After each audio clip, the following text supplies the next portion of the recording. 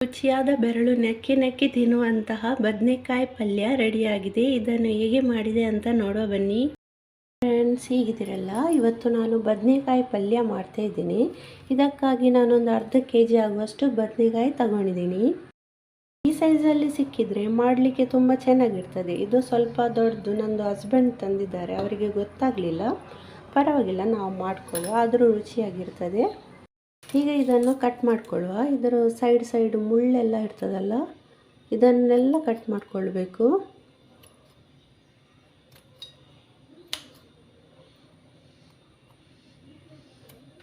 ಇದು ದಂಡಿ ಇರ್ತದಲ್ಲ, ಇದ್ರ ಕೂಡ ಮೇಲೆ ಸ್ವಲ್ಪ ಕಟ್ ಮಾಡಿಕೊಳ್ಬೇಕು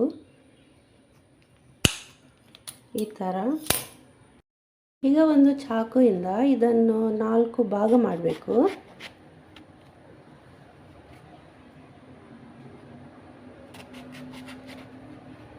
ಈ ಥರ ಮಾಡಬೇಕು.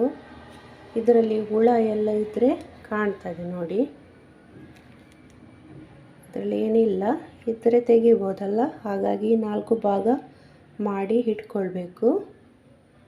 ಹೀಗೆ ಎಲ್ಲವನ್ನು ಕಟ್ ಮಾಡಿ ಇಡುವ. ಈಗ ಒಂದು ಪಾತ್ರೆಗೆ 2 ಸ್ಪೂನ್ ಆಗುವಷ್ಟು ಉಪ್ಪು ಹಾಕ್ಕೊಳ್ಳುವ. ಮತ್ತು ಈ ಕಟ್ ಮಾಡಿದ ಬದನೆಕಾಯನ್ನೆಲ್ಲ ಮುಳುಗಿಸಿ ಒಂದು 5 ನಿಮಿಷ ಇಟ್ಕೊಳ್ಬೇಕಾಗ್ತದೆ. ನಿಮಿಷ ಯಾಕೆ ಇಡೋದಂದರೆ, ಈ ಬದನೆಕಾಯಿ ಕಟ್ ಮಾಡಿದ ಕೂಡಲೇ ಸ್ವಲ್ಪ ಕಪ್ಪು ಬಣ್ಣಕ್ಕೆ ತಿರುಗ್ತದಲ್ಲ, ಇದು ನೀರಲ್ಲಿ ಹಾಕಿದರೆ ಕಪ್ಪು ಬಣ್ಣ ಬರೋದಿಲ್ಲ ಮತ್ತು ಹುಳ ಇದ್ದರೆ ಎಲ್ಲ ಮೇಲೆ ಬರ್ತದೆ. ಮತ್ತು ಈ ಬದನೆಕಾಯಲ್ಲಿ ನೋಡ್ತಾರೆ, ನಾ ಅರ್ಧ ಕಟ್ ಮಾಡಿ ತೆಗೆದೆ ಇದನ್ನು, ಇದರಲ್ಲಿ ಹುಳ ಇತ್ತು. ಹಾಗಾಗಿ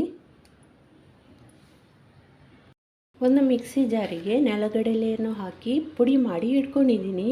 ಇದರಲ್ಲಿ ಒಂದು 3 ಸ್ಪೂನ್ ಆಗುವಷ್ಟು ನೆಲಗಡಲೆ ಪುಡಿ ಇದೆ. ಇದಕ್ಕೆ ನಾವು ಸ್ವಲ್ಪ ಒಂದು ಮುಷ್ಟಿ ಆಗುವಷ್ಟು ತೆಂಗಿನಕಾಯಿ ತುರಿಯನ್ನು ಹಾಕ್ಕೊಂಡು ವಾಪಸ್ ಪುಡಿ ಮಾಡಲಿಕ್ಕೆ ಉಂಟು. ಈಗ ಇದು ರೆಡಿಯಾಗಿದೆ.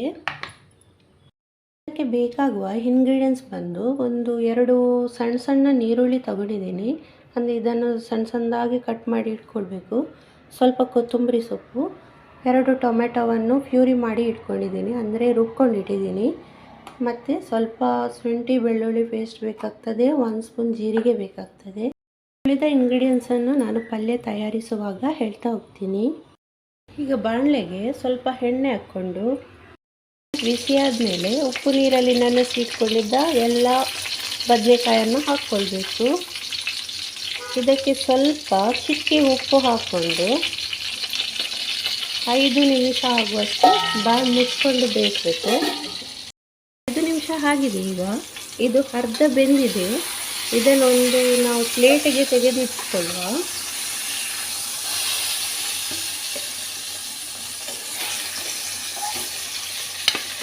ಈಗ ಇದೇ ಬಾಣಲೆಗೆ ಸ್ವಲ್ಪ ಎಣ್ಣೆ ಹಾಕ್ಕೊಂಡು ಜೀರಿಗೆ ಹಾಕ್ಕೊಳ್ಳುವ.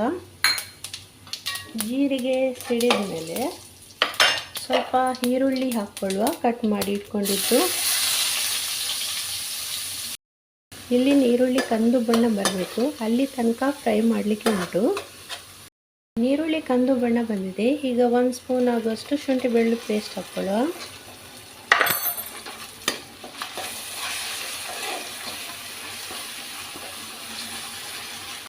ಇದರ ಹಸಿ ವಾಸನೆ ಹೋಗುವವರೆಗೆ ಚೆನ್ನಾಗಿ ಹೀಗೆ ಫ್ರೈ ಮಾಡ್ತಾ ಇರಿ.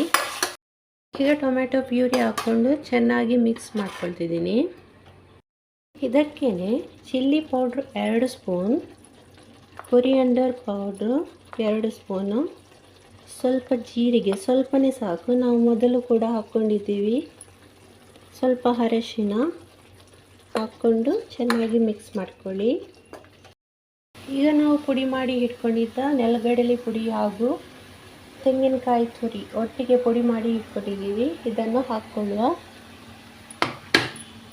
ಇದನ್ನು ಹಾಗೆ ಚೆನ್ನಾಗಿ ಮಿಕ್ಸ್ ಮಾಡ್ಕೊಳ್ಬೇಕು.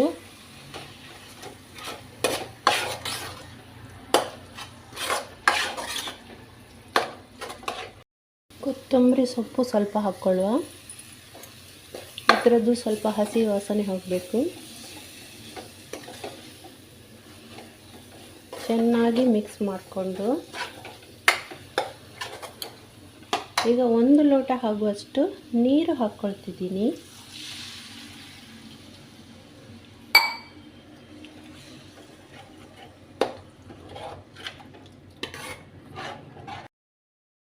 ಆಗಿದೆ. ಈಗ 1 ಸ್ಪೂನ್ ಆಗುವಷ್ಟು ಗರಂ ಮಸಾಲ ಪೌಡ್ರನ್ನು ಹಾಕಿ ಮಿಕ್ಸ್ ಮಾಡಿಕೊಳ್ಬೇಕು.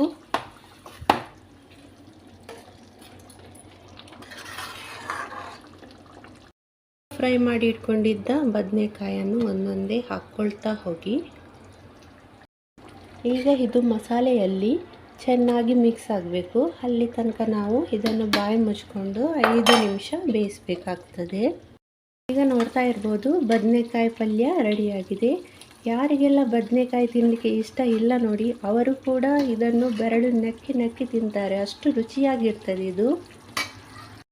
ಹಾಗೂ ನನಗೆ ಒಂದು ಲೈಕ್ ಕೊಡಿ, ನನ್ನ ಚಾನಲ್ಗೆ ಸಬ್ಸ್ಕ್ರೈಬ್ ಮಾಡಿ ಮತ್ತು ನಿಮ್ಮ ಫ್ರೆಂಡ್ಸ್ ಎಲ್ಲರೊಂದಿಗೂ ಶೇರ್ ಮಾಡಿ. ಮುಂದಿನ ಹೊಸ ರೆಸಿಪಿಯೊಂದಿಗೆ ಭೇಟಿಯಾಗೋಣ. ಅಲ್ಲಿವರೆಗೂ ಬಾಯ್.